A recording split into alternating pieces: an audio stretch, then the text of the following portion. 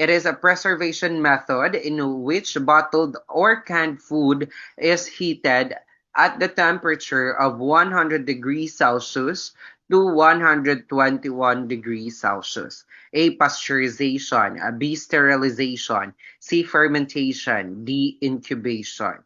Ayan, our correct answer for question 187 is letter B, no? Si pasteurization daw, ayan, below 100 degree Celsius.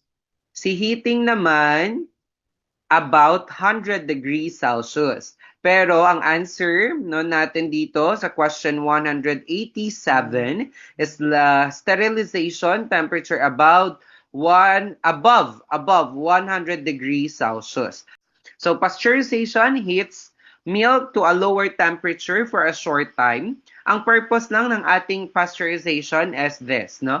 To kill harmful bacteria that can cause disease like tuberculosis, typhoid, wow, talaga nga naman, very probinsya. And typhoid fever, pero typhoid fever and listeriosis.